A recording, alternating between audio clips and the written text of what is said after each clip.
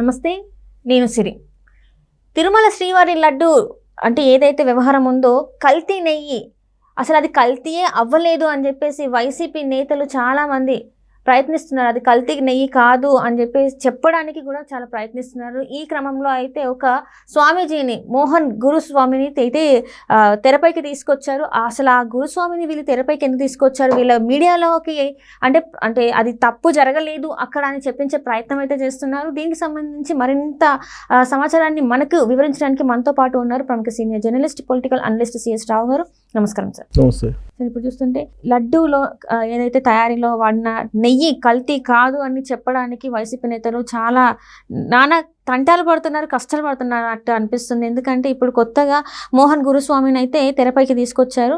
మరి ఆ స్వామి చెప్పేది అసలు ఏం చెప్తున్నారు ఆయన? ఇప్పుడు ఏదైనా శంఖంలో పోస్తేనే తీర్థం అవుతుంది అనేది ఒకటి ఉంది. అలాగే దానికి సంబంధించినటువంటి వాళ్ళని తీసుకొచ్చి దాని మీద భిన్నాభిప్రాయాలు వ్యక్తం చేపిస్తే కనుక సమాజంలో దాన్ని కల్తీ జరగలేదు అని చెప్పి తీసుకెళ్ళచ్చు, జరిగిన నష్టాన్ని కొద్దిగా పూడ్చుకోవచ్చు అనేది వైఎస్ఆర్ కాంగ్రెస్ పార్టీ యొక్క ప్రయత్నం. జగన్మోహన్ రెడ్డి గారికి కానీ లేదా ఏ రాజకీయ పార్టీ నాయకులకు కానీ ఉండేది రెండు ఆప్షన్స్. ఒకటి కన్విన్స్ చేయటం, రెండు కన్ఫ్యూజ్ చేయటం ఒక ఇష్యూ వచ్చినప్పుడు. ఇప్పుడు కన్విన్స్ చేసేటువంటి పరిస్థితుల్లో జగన్మోహన్ రెడ్డి గారు ఉన్నారా అంటే లేరు. ఆయన ఏం చెప్పినా కానీ ఇవాళ హిందూ సమాజం నమ్మేటువంటి పరిస్థితులు లేదు, విశ్వసించేటువంటి పరిస్థితులు లేదు. ఇది వాస్తవం. ఇది వాళ్ళకు కూడా తెలుసు, వైఎస్ఆర్ కాంగ్రెస్ పార్టీ వాళ్ళకు కూడా తెలుసు. ఎందుకంటే సర్వేలు చేయించుకుంటూ ఉంటారు కాబట్టి వాళ్ళకు వచ్చినటువంటి సర్వే రిపోర్ట్లు, ప్లస్ ఇటీవల రోజా గారు కూడా ఆమె సొంత యూట్యూబ్ ఛానల్ పేజీలోనే సర్వే పెడితే దాదాపు 75% మంది జగన్మోహన్ రెడ్డి గారు కల్తీ చేశారు, నెయ్యిలో కల్తీ చేశారు, కల్తీ చేసి హిందూ సమాజాన్ని కించపరిచారు అని చెప్పి భావించారు. ఆ సర్వే ఆన్ చేసిన సర్వేనే వైఎస్ఆర్ కాంగ్రెస్ పార్టీకి సంబంధించినటువంటి పేజీలోనే సర్వే పెడితే ఆ విధంగా వచ్చింది. కాబట్టి వాళ్ళకి స్పష్టత ఉంది, ఎంత కన్విన్స్ చేసినా కానీ హిందూ సమాజం నమ్మదు అని అర్థమైపోయింది. కాబట్టి ఇప్పుడు ఏం చేయాలి? సెకండ్ ఆప్షన్ ఏంటి? కన్ఫ్యూజ్ చేయాలి. ఈ రెండు ఆప్షన్స్ రాజకీయ పార్టీలకి, convince or confuse. So convince అనేది వెళ్ళిపోయింది, ఇక కన్ఫ్యూజ్ చేయాలి. కన్ఫ్యూజ్ చేయాలంటే ఏం చేయాలి? వైఎస్ఆర్ కాంగ్రెస్ పార్టీ వాళ్ళ ఈ ఇష్యూలో నెయ్యి కల్తీ జరగలేదు అని చెప్పి చెప్పాలి. వైఎస్ఆర్ కాంగ్రెస్ పార్టీకి సంబంధించినటువంటి వాళ్ళు ఎంత చెప్పినా కానీ అది వినరు అనేది అర్థమైపోయింది. దాంతో ఆప్షన్ ఏం తీసుకున్నారు? సుప్రీంకోర్టులో వాళ్ళ స్లీపర్ సెల్స్ ఏవైతే ఉన్నాయో ఆ స్లీపర్ సెల్స్ ద్వారా పిటిషన్లు వేయించేటువంటి ప్రయత్నం చేశారు. ఇప్పుడు పిటిషన్లు వేసినటువంటి వాళ్ళు ఎవరు? సుబ్రహ్మణ్య స్వామి గారు, బీజేపీ, అలాగే వైవి సుబ్బారెడ్డి గారు, ఇంకా రకరకాల వాళ్ళు వేశారు. చాలామంది పిటిషన్లు వేశారు. సో కోర్టులో వేస్తే కనుక అది కోర్టులో వేశారు, న్యాయ పోరాటం చేస్తున్నారు కాబట్టి వీళ్ళు కల్తీ చేసి ఉండరేమో అనేటువంటి ఒక భావన కలిగించేదానికి ఆ ప్రయత్నం చేశారు. దాంతోపాటు ప్రజాక్షేత్రంలో న్యాయస్థానాలు వేరు, ప్రజాక్షేత్రం వేరు. ప్రజాక్షేత్రంలో ఉండేటువంటి అభిప్రాయాన్ని మార్చాలి అని అంటే కన్ఫ్యూజ్ చేయాలి.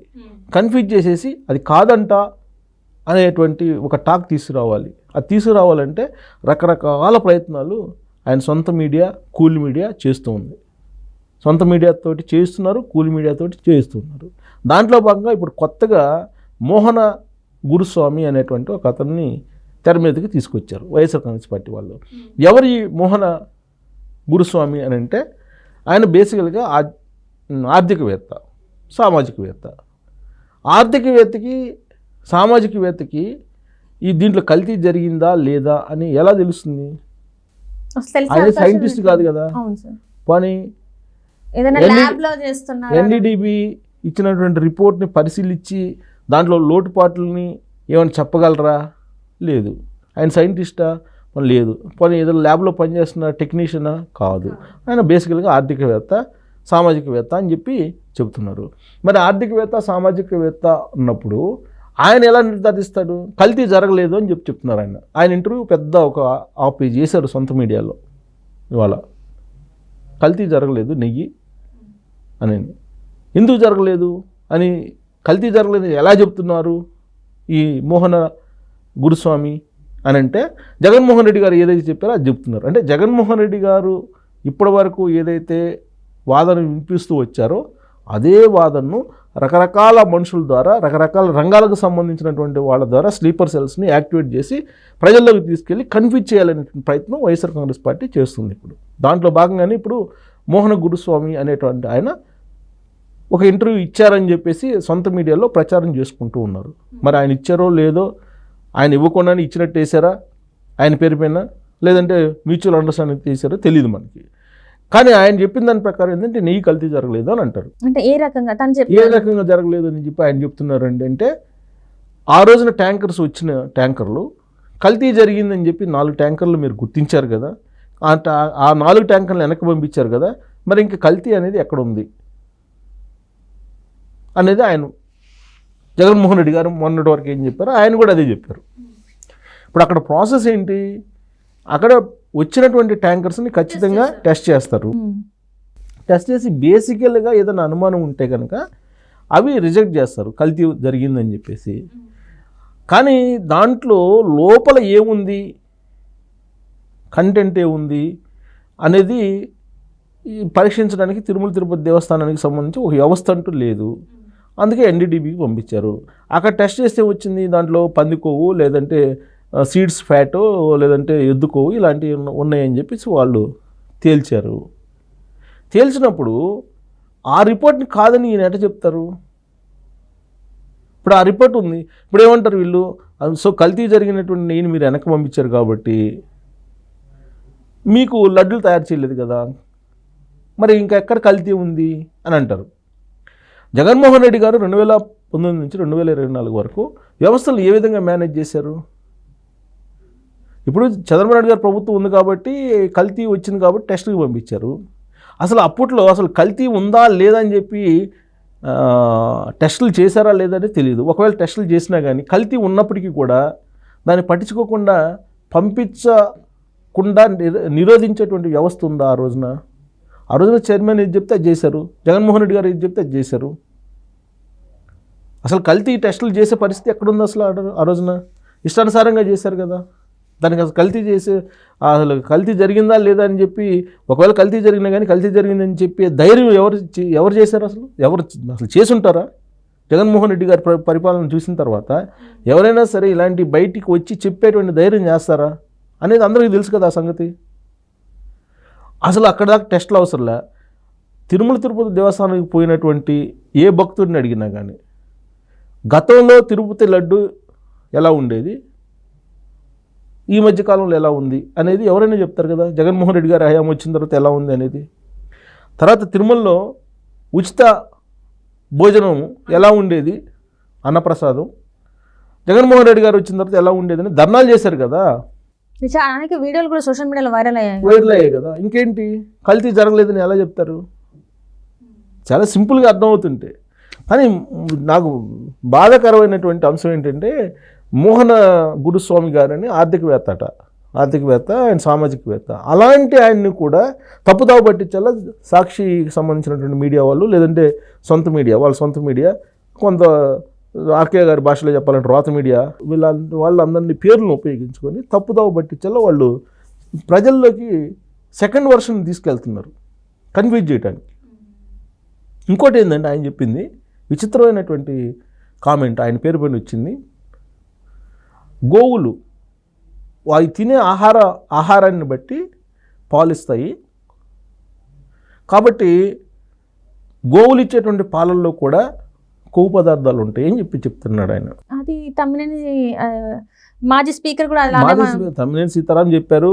తమ్మినేని సీతారాం చెప్పిన తర్వాత నెట్జర్లు ఏ విధంగా ఆయన్ని ఎంటబడ్డారో, ఏ విధంగా విమర్శించారో మనం చూసాం. వాళ్ళు మాట్లాడేదానికి శాండిటీ ఉండట్లా, అదే చెప్పింది. ఇప్పుడు వైఎస్ఆర్ కాంగ్రెస్ పార్టీ వాళ్ళు ఏదైతే మాట్లాడుతున్నారో వాళ్ళు మాట్లాడేదాన్ని హిందూ సమాజం నమ్మే పరిస్థితి, విశ్వసించే పరిస్థితి లేదు. అందుకే ఇప్పుడు మోహన గురుస్వామి లాంటి వాళ్ళని ఆర్థికవేత్తలని సామాజికవేత్తలు అని చెప్పి తీసుకొచ్చి వాళ్ళ వర్షన్ అని చెప్పి వేస్తున్నారు వీళ్ళు. ఆయన చెప్పింది ఏంటి, గోవులు తినేటువంటి ఆహార పదార్థాన్ని బట్టి ఇచ్చేటువంటి పాలు ఉంటాయి. ఒక్కోసారి ఎక్కువ తిన్నప్పుడు ఒక రకంగా ఉంటుంది, తక్కువ తిన్నప్పుడు ఒక రకంగా ఉంటుంది, తర్వాత నాణ్యమైనటువంటి ఆహార పదార్థాలు తిన్నప్పుడు ఒక రకంగా ఉంటుంది. ఇలా అందుకే కొవ్వు లాంటి కల్తీ కనిపించింది తప్పితే అక్కడ ఏం లేదు అని చెప్పారు ఆయన. ఒకవేళ ఆహార పదార్థాలు వేరే తిన్నప్పటికి కూడా కొవ్వులు అయితే రావుగా, పంది కొవ్వును ఎద్దు కొవ్వు రావుగా. ఒకవేళ పాలల్లో ఒకవేళ తేడా వస్తే రావచ్చు, ఎన్న శాతంలో తేడా రావచ్చు, అంతేగాని టోటల్గా దాన్ని ఆ ఫ్యాట్ వేరే యానిమల్ ఫ్యాట్ లాగా యానిమల్ ఫ్యాట్గా రాదుగా. దాని పర్సంటేజ్ ఎన్న శాతం తగ్గచ్చు. ఇప్పుడు కొంతమంది అంటుంటారు తౌడు కొంచెం బాగా పెడితే ఎన్న శాతం వస్తుంది అని. అలాంటి ఏదైనా రావచ్చు, కానీ టోటల్గా దాని యొక్క స్వరూపం అయితే మారిపోదు కదా, స్వరూపం మారిపోద్ది అన్నట్టుగా చెప్పారు. అందుకే ఇలాంటి వాళ్ళ చేత ఏదో చెప్పించి దాన్ని రకరకాలుగా చేసేసి కన్ఫ్యూజ్ చేసేసి దీన్ని ఏదో మసిపూసి మారేడుకాయలు చేయాలనేటువంటి ప్రయత్నం చేస్తూ ఉన్నారు. దీనికి ఫుల్ స్టాప్ పడాలంటే వీళ్ళు కనుక తప్పు జరిగిందని ఒప్పుకుంటే వైఎస్ఆర్ కాంగ్రెస్ పార్టీ వాళ్ళు జగన్మోహన్ రెడ్డి గారు కనుక బేషరతుగా కనుక క్షమాపణ చెప్పి తన హయాంలో లడ్డు యొక్క నాణ్యత తగ్గింది, లడ్డు యొక్క నాణ్యత తగ్గడంతో పాటు ఏదో జరిగింది, జరగరాని పొరపాటు అని చెప్పి కనుక చెప్తే అప్పుడు ఏదైనా హిందూ సమాజం మాట్లాడకుండా ఉంటుంది. వీళ్ళు కన్ఫ్యూజ్ చేయాలని చూస్తే హిందూ సమాజం మరింత ఆలోచనలో పడేటువంటి ప్రమాదం ఉంది. అది ఇప్పటికే మత కోణంలో నుంచి వెళ్ళిపోయింది. అది దీన్ని ఇంకా కొద్దిగా మత కోణం నుంచి తీసుకెళ్ళి ఏదో 4 ఓట్లు సంపాదించుకోవాలి, క్రిస్టియన్ ఓట్ బ్యాంక్ అనేటువంటి ప్రయత్నం వైఎస్ఆర్ కాంగ్రెస్ పార్టీ చేస్తున్నట్టు కనపడుతుంది. బట్ అలాంటి ప్రయత్నాలు చేస్తూ ఇలాంటి వాళ్ళని తీసుకురావడం బాధాకరం. ఈ సామాజికవేత్తలు, ఆర్థికవేత్తలు అంటూ ఆర్థికవేత్తకి దీనికి సంబంధం ఏంటి? టెస్ట్ చెప్పడానికి అంటే డిసైడ్ చేయడానికి ఒక అనుమానం అయితే ఉంది. అనుమానం నిర్ధారించింది ఎన్డీడీబీ కదా, దాని మీద సిట్ వేశారు. సిట్ నిర్ధారిస్తుంది, ఇంకా మరింత లోతుకి వెళ్ళి విచారణ చేస్తుంది అసలు ఏం జరిగింది అనేది. అసలు ఏఆర్ డైరీ ఏంటి, దాని పుట్టుపూర్వతలు అది కూడా తీస్తారు కదా. ఇప్పుడు ఆల్రెడీ సర్వశ్రేష్ఠ ఆధ్వర్యంలో సిట్ వేశారు, ఐపీఎస్ సర్వశ్రేష్ఠ ఆధ్వర్యంలో. అది వేగంగా విచారణ చేస్తుంది. ఈలోపే అసలు నీళ్ళలో కల్తీ లేదనేటువంటి స్టేట్మెంట్ ఎలా ఇస్తారు? అట్లీస్ట్ దాని కల్తీ ఉందని చెప్పి అనుమానాలు ఉన్నాయి, అది నిర్ధారణ కావాల్సి ఉంది అని చెప్పినా ఓకే. అలా కాకుండా అసలు కల్తీ లేదని చెప్పి ఒక ఇచ్చేస్తే అది కేవలం ఏంటంటే కన్ఫ్యూజ్ చేసేటువంటి ప్రయత్నం చేస్తున్నారు. ఆ కన్ఫ్యూజ్ చేసేటువంటి ప్రయత్నాన్ని హిందూ సమాజం స్వీకరిస్తుందని చెప్పేసి భావించడానికి లేదు. Right sir, right. Thank you so much. Thank you.